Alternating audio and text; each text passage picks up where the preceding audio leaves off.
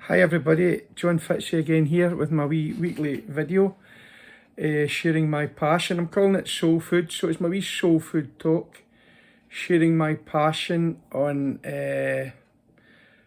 how to help others to spiritually awaken to the spiritual part of their being, the spiritual part of who they are, or another term for it, helping others to enlightenment. I don't claim to be fully enlightened myself, but I claim to be spiritually awakened and aware of the fourth dimension of living. And as I say, my passion is to help others to experience that for themselves, because it's so rewarding when you come out of just learnt behaviours and being controlled by old thoughts and old habits, old repetitive thinking and stuff.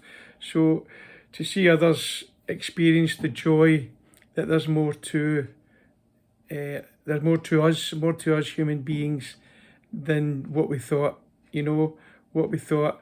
I apologise for my last wee video cut out near the end, so I never got time to finish the couple of sentences I was on, so I'll take it up from there. I was talking about how everybody's on a journey in life, life's journey, and some people's journey is through some dark places with addiction, alcoholism, criminality.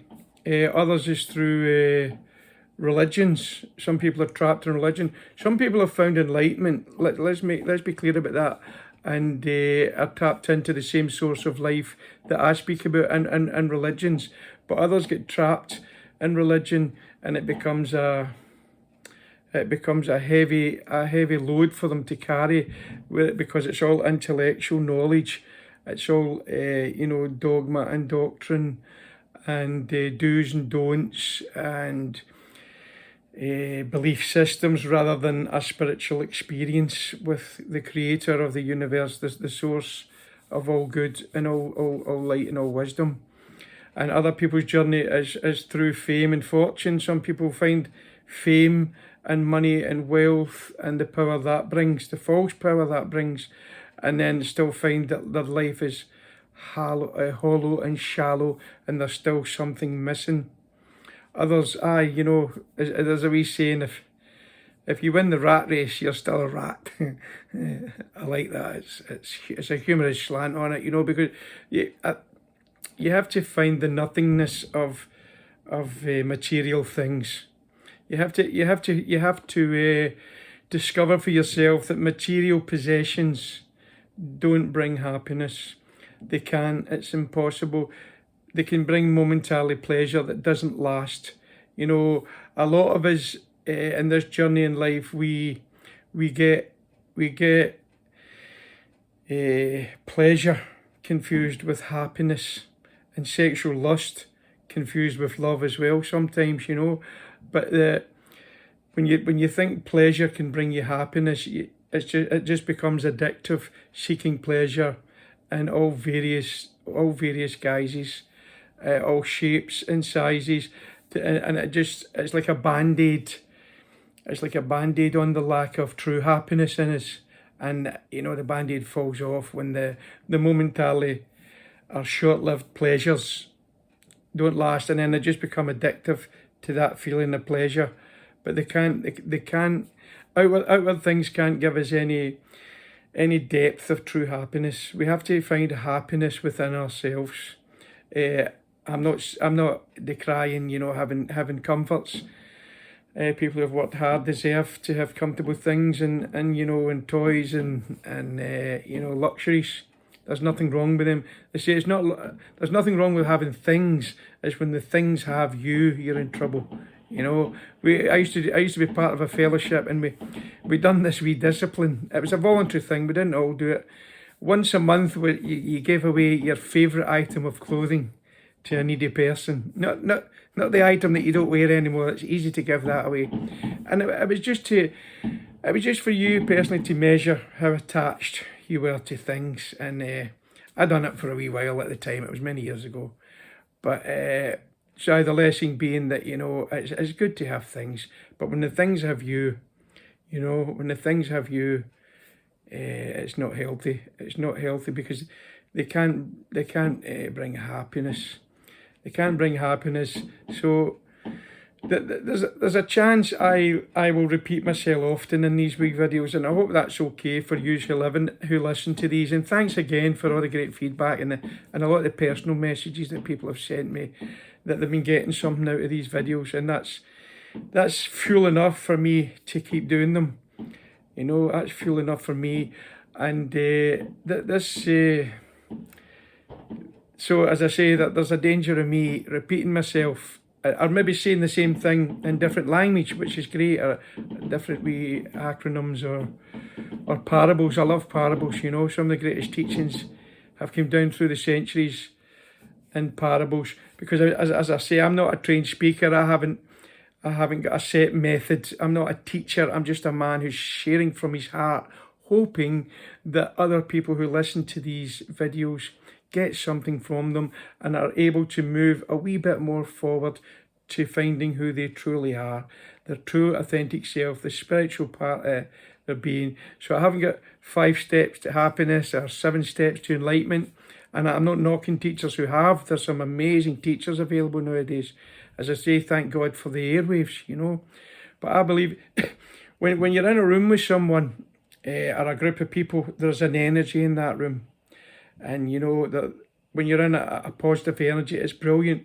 I suppose rock concerts and live music and stuff have got an element of that. Although a lot of that can turn a bit topsy-turvy when people get too drunk, stoned and angry and stuff. But the energy, there's a collective energy when people come together. But I believe that's still true of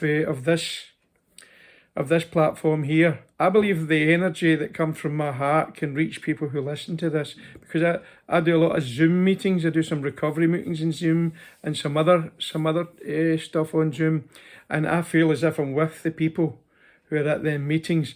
And so I believe that because everything's energy, I believe the energy, it maybe not, excuse me, it maybe not be as tangible as if we were there in person, but it's still real. So I hope you can feel as you listen to this what I'm about. You know, I hope you can feel that, you know, my passion and my heart is to help you a wee bit, if I can, who's listening to this, because life's a struggle. Life's a struggle. There's no getting away from that, you know. It's so confusing at times, but it's much more easier, and there's much more ability to deal with the storms of life when you're grounded in your own spirit, especially when that becomes connected to the spirit who created and sustains this universe, you know. I want to speak a wee bit tonight about perceptions of how we see things, how we see ourselves, because one of the first things that change when you start to awaken and you get some enlightenment, you get in contact with the source of life, the first thing to change is your outlook in life.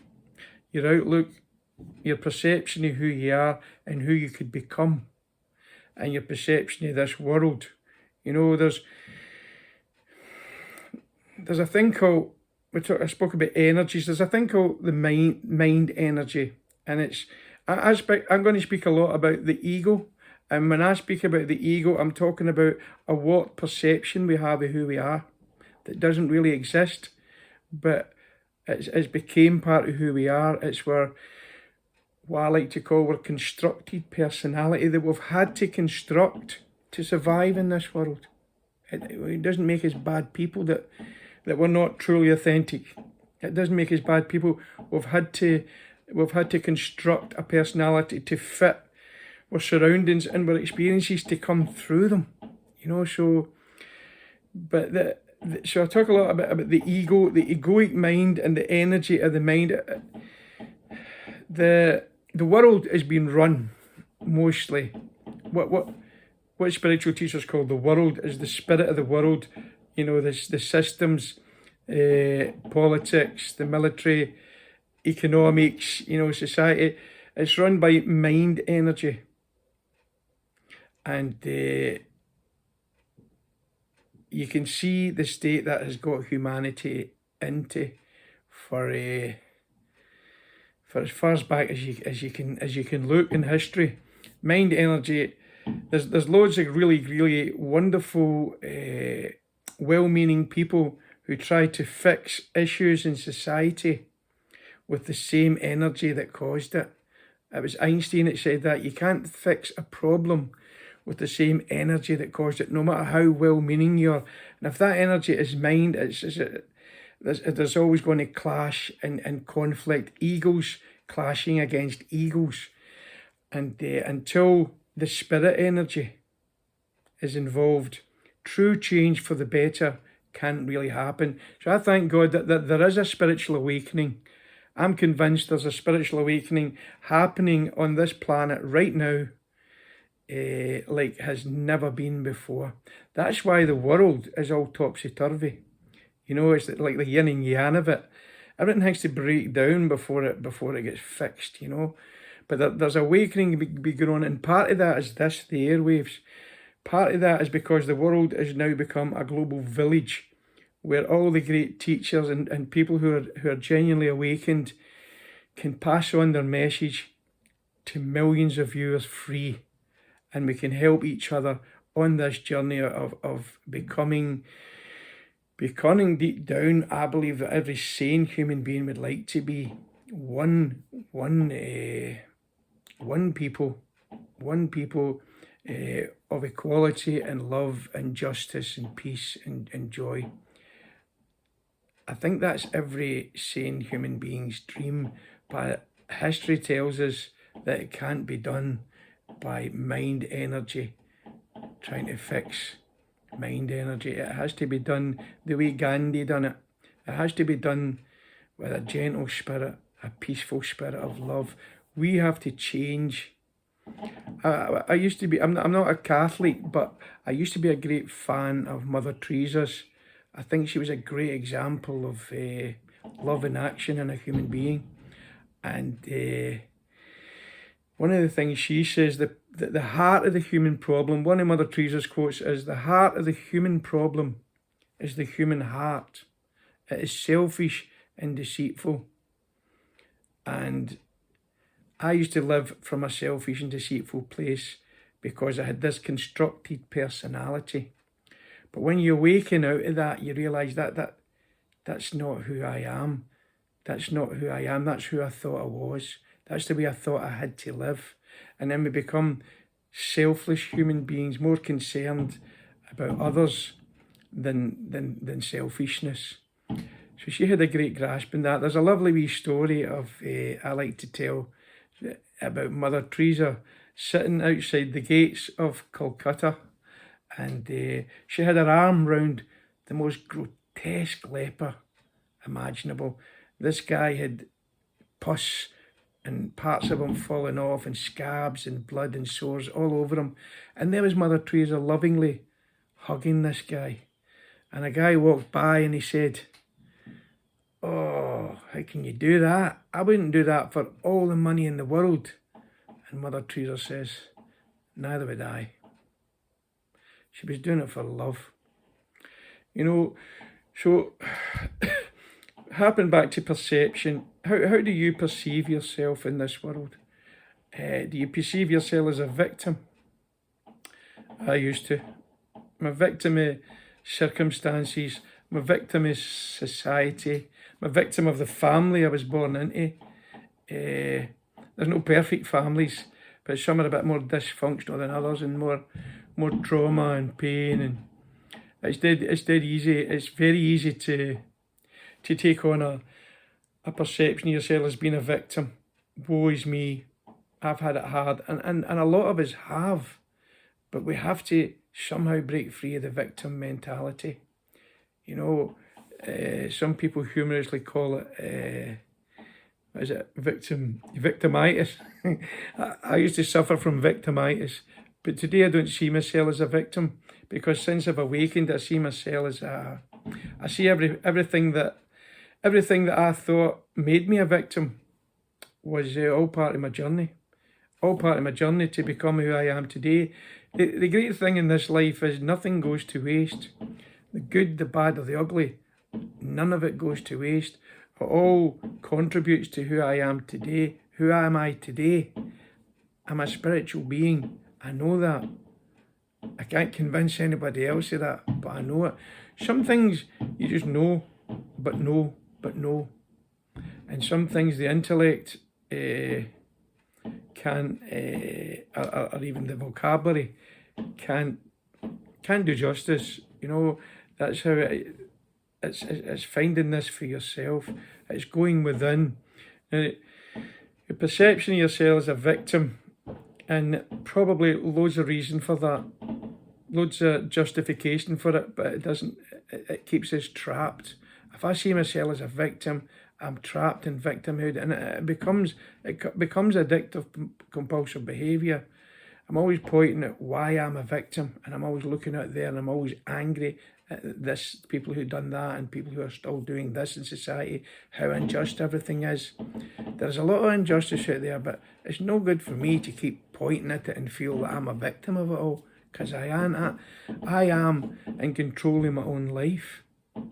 I am. So I used to perceive that I wasn't in control of nothing, but I'm in control of my thoughts and my actions.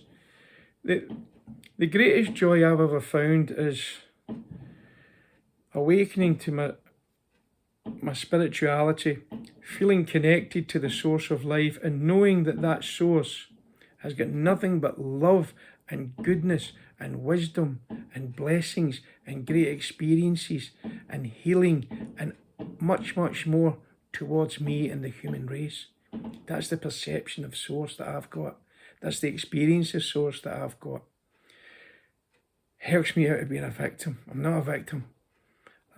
I used to feel like a victim. I used to see myself as a victim. Now I see myself as a bit of a creator. I create my own reality. I wake up and I decide to have a good day, and I put certain things in motion to keep that flowing throughout the day. Abraham Lincoln quote, I think it was, he said, you know, a man stroke a person is as happy as they make up their mind to be. I used to think, wish it was that simple. It actually is. The only difference between a good day and a bad day is an attitude. If I have a bad attitude, I'll have a bad day. If I have a good attitude, I'll have a good day. If I have a victim attitude, I will definitely have same old day, different day, over and over again. So instead of being a victim, we can become creators of our own destiny. Perception is a strange thing. I find it fascinating. You have two people born in the same situations, born in the exact same family, same parents, same other siblings, same school, same teacher, same everything right up to, you know, young adulthood.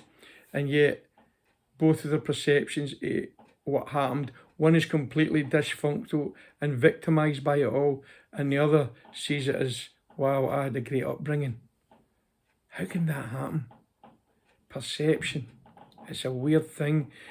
There was a wonderful teacher who just died recently, maybe a lot of you have heard of, called Wayne Dyer. One of Wayne's famous quotes was, when you change the way you look at things, the things you look at change. And I like to add a bit to that, that if you change the way you look at people, the people you look at change. It's like turning a jewel round. You're seeing it from a different angle. If you change the way you look at things, the things you look at change. Most of our problems are caused by overthinking about the situation. I'm a great believer in finding a meditation that takes you out of your mind for a while. Out your mind, strange saying, innit? Get out your mind, come into peace, come into your body, come into your spirit, come into your soul for a wee while. Because, you know, our mind, the human mind, can make 10 mountains out of one molehill, you know, 100 mountains out of one molehill. And it's thought after thought. And I think it's all attached to this egoic self defending it. Do you know what she said to me? Well, I tell you what, she's no getting away with that. thoughts. Dirty. Who do they think they are? Do they know who I am? And on and on and on. Some people are up for nights with that stuff. And it's like, find a meditation that takes you into the moment and observe your mind doing that. And you realise, it's my mind that's doing that. It's not actually me. I don't actually want to do that. I don't want to think about this for 48 hours and no sleep. But we're caught up, our attention's on the thought and we're dragged into it. It's a bit like getting into an argument that's got nothing to do with you. You know, stay out of it. I remember I've got a broad Glasgow Scotch accent, in case there's anybody not used to that accent. Stay out of stuff like that, you know. And that's easier said than done. But it's the way of enlightenment. It's realising that if I can observe my thoughts by taking my attention into some breathing or a body scan, so I'm observing my thoughts. So I'm not my thoughts. Correct. You're not your thoughts. It's a hellish affliction to be addicted to thinking. Addicted to thinking to the extent that there's no break from it. There's no peace. Oh my God, it's a hellish affliction. And yet, people who aren't in touch with their spirit are suffering from that. There's, I don't know, a big percentage of the human race are suffering from not being able to get a break for their own mind and not being able to come into peace and presence and the now. The power of now, as I say on these videos, now is the eternal now between past and future. And all it takes to get there is a deep breath with your concentration on that breath.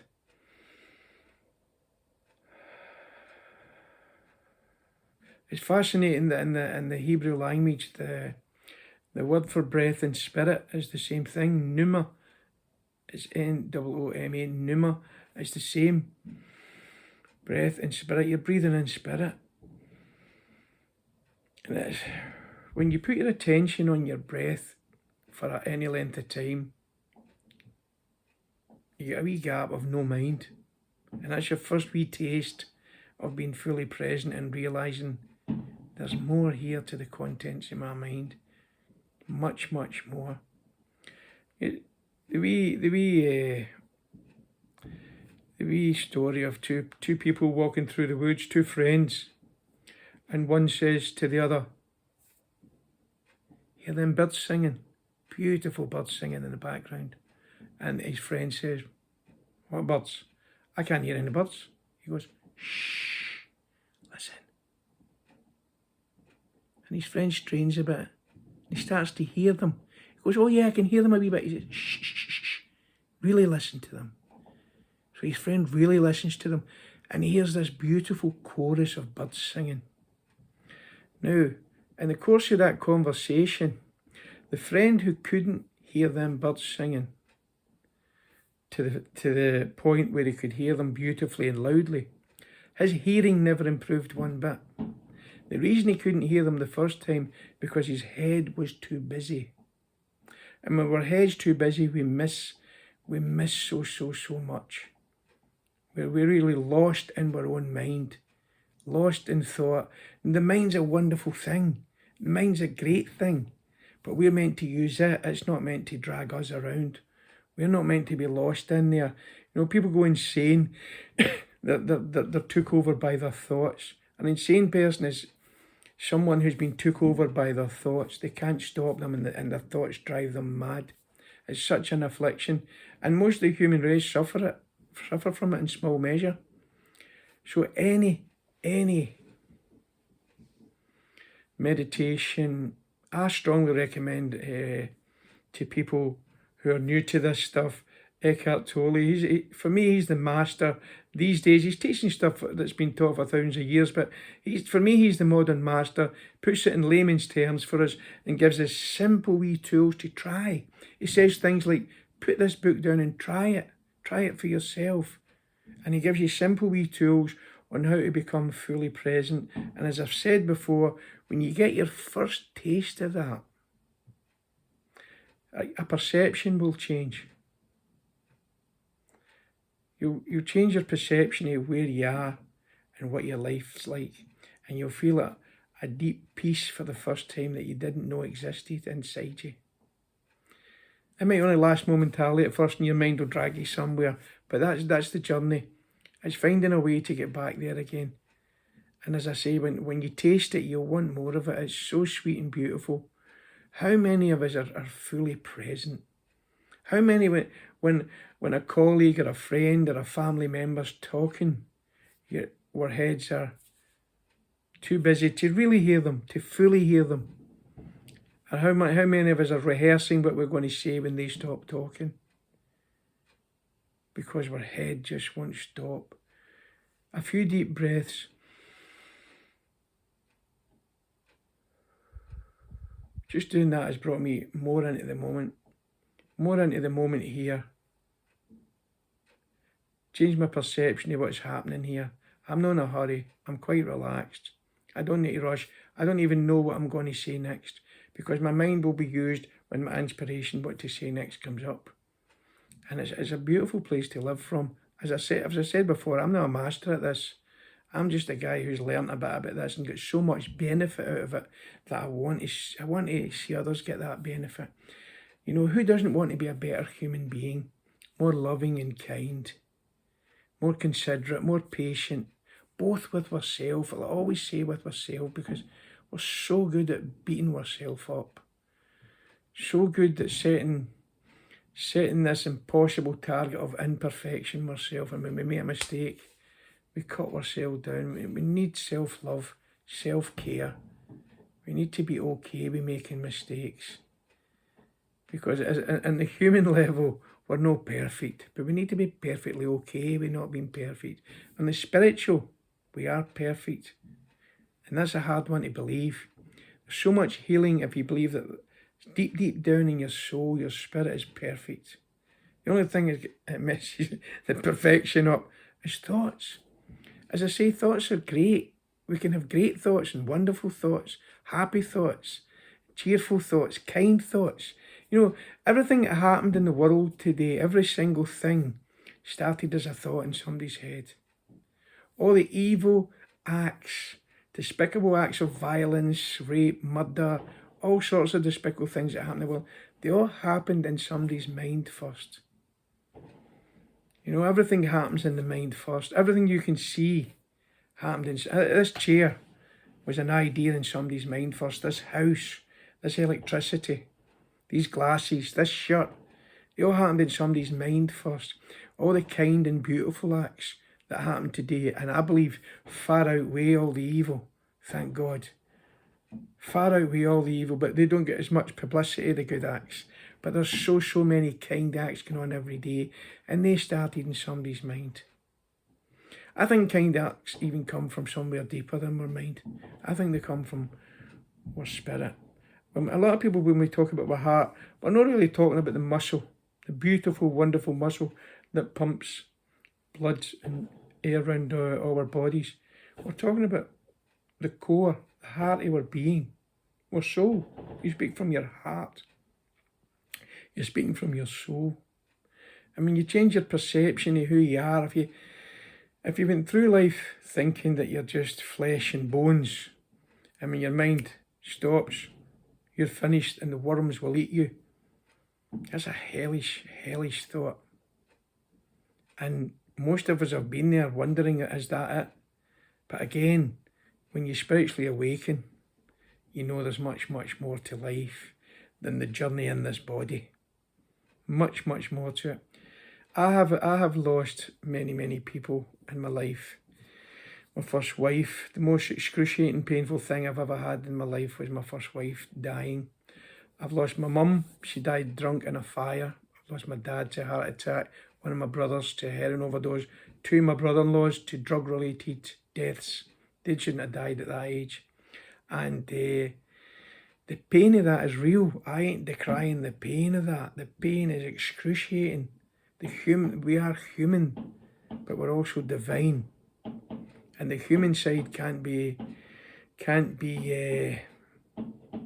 pushed aside. You know, spirituality can't be at the detriment of our human existence, because the human journey is what we're on, and the pain has to be felt. I ain't decrying that the pain of loss and death, but I'm convinced that there's no such a thing as death. It's the body that dies, and the spirit lives on. That's kept me alive, that belief. When my wife died, that kept me alive, and I'm convinced of it. I can't convince anybody else of that, but I can convince you, I can encourage you to try and awaken yourself, and these truths will be revealed to you as well. The truths that we are eternal beings. We are spiritual beings having a human experience, having a human journey. I don't know if this mic's picking up all the fireworks out there. Fireworks are good, they sound like a celebration, Celebrating a weird thing, right enough.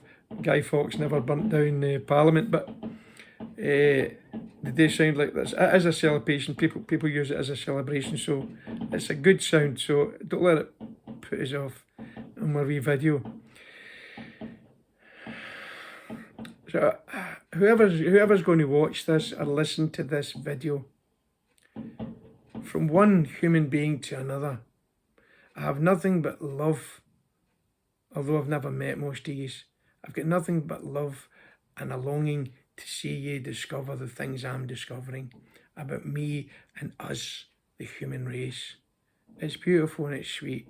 It doesn't take away the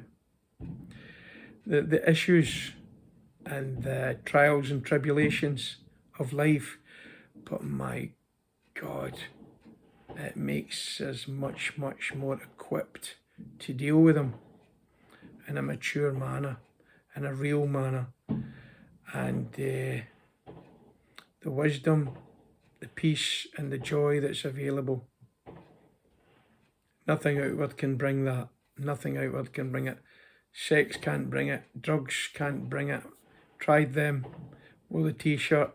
Having a reputation of some sort. Egoic stuff. That's so shallow and hollow. It really is, and there's nothing wrong with going after these things because we think that's where it's at. But when you go within, you find that's where it's at. Everything we're looking for is already inside us. Who would have thought it? The love you long for is already inside you if you can do the 2-foot drop from your head to your heart, to your soul. The mysteries, the questions you have will all be asked from in there. They'll all be answered, from in there. Because there's a unifying spirit, an energy and a vibration in this whole universe that you can only get in touch with, that can only reveal these truths to you as an individual if you go down there. If you go within, you won't go without. In there is all wisdom and all knowledge. And more gets revealed. And it's not about gaining loads of facts and figures and knowledge to win one-upmanship conversations with your fellows. It's just a deep knowing that makes you a better person, a kinder person, a more patient with others person, a more loving, a less judging, and takes you out of that mind energy that is easy to get dragged into. We're all aware of what a crowd's like, an angry crowd. You get them at football matches with contingents that are just, the energy is just nothing but anger. It's not very nice to be near that, and you've seen crowds rioting. And it's easy to get sucked into that if you're there because it's an energy and you get drawn into it. That's mind energies that are quite obviously ugly. But the mind energy in general is just egos fighting egos. Why? I mentioned last week about there being 30 or 40,000 Christian denominations. Sorry for picking in Christianity. I love the Christ principles and I believe in the Holy Spirit. But sorry for picking Christianity, but the fact that there's 40,000 denominations, right? At the core of Christianity, I think there's something beautiful for the world. But why are they all arguing about what certain texts in the Bible mean? It can only be the ego. Because if we're unified in spirit, it must be the mind energy that causes these arguments. Who needs to be that right? You know, see the things I believe in. I've got my own beliefs and they're mine.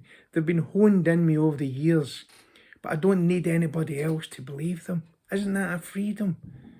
Why do certain religious people need you to believe what they believe, or you're going to hell, or whatever, you're cuckoo, you're mad, you're lost, you're in darkness, the devil's got you? You know the great thing about my belief? See the connection I've got with the source of life, the one unifying spirit which is love and created and sustains this universe. That doesn't change. See, if all my beliefs are wrong, that connection doesn't change, it's still there. You know, I'm happy to be wrong. I'm happy to change my mind about things on this journey, because none of it gets in the way of this flow of union, this conscious contact with this spirit that I've got. It's not about what I believe. You know, I listened to a very progressive guy called Carlton Pearson. Carlton was in Christianity, a big famous preacher for many years, and he turned away from it. And so I like tuning into him because him and I have got things in common in that area. And one of the things Carlton says is, you know, sorry, I lost my train of thought there. Hopefully it'll come back to me. But we all need other speakers who can get us in touch and help us on this journey.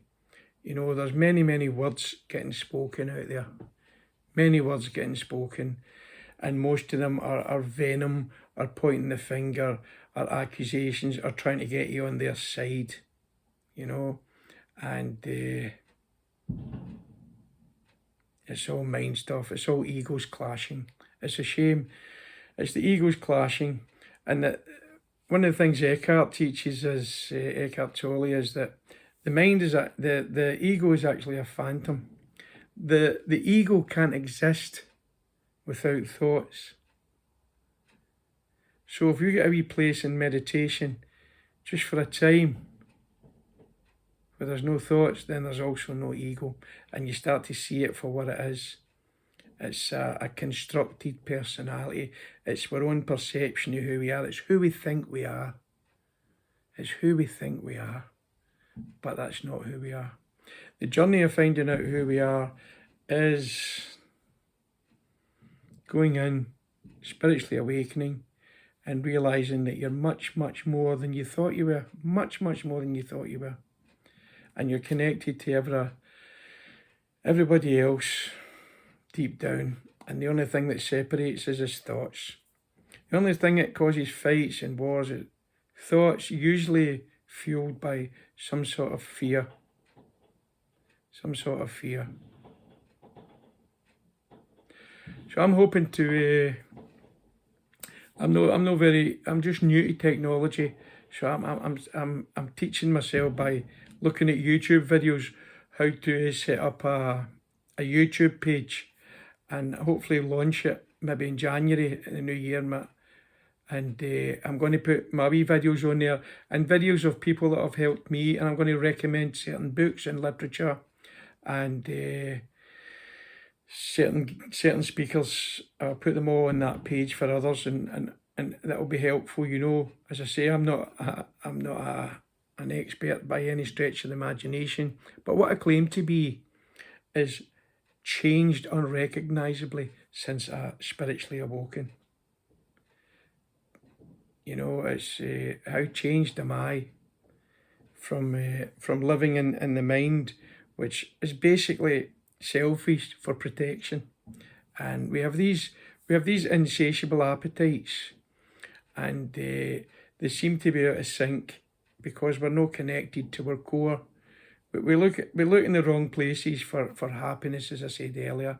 We look in the wrong places. We look in pleasure as happiness, and happiness can only be found from within.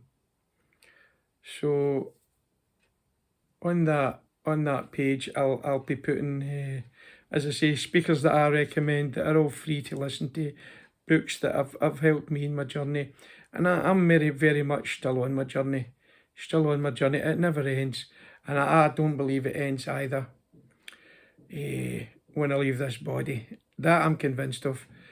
Now, I mentioned prayer last week, that just our thoughts are prayer. What we put out to the universe is prayer.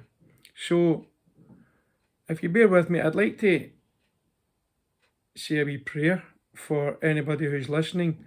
I hope it's a non-religious, user-friendly prayer, just of love from me to you. I just pray that the universe, the power of love and the source of life, gets the chance to reveal him, her, or itself to you as you seek within yourself. I pray that through these videos and through other videos and books you listen to, that you take the next step forward in your enlightenment, and that you're all blessed by listening to my wee videos. So until next week, guys, I wish you all the very best, wherever you are, whatever you're struggling with. My heart goes out to you, and I long for you to move forward, a further step free from whatever's holding you back in pain and suffering. And my wee catchphrase: when we let go of everything that isn't love, what we're left with is love. So my prayer is also that this universe, this spirit and this source of life teaches us more and more and shows us more and more what we need to let go of and how to do that. So my Facebook friends, until we meet again, namaste and God bless you all. Bye-bye.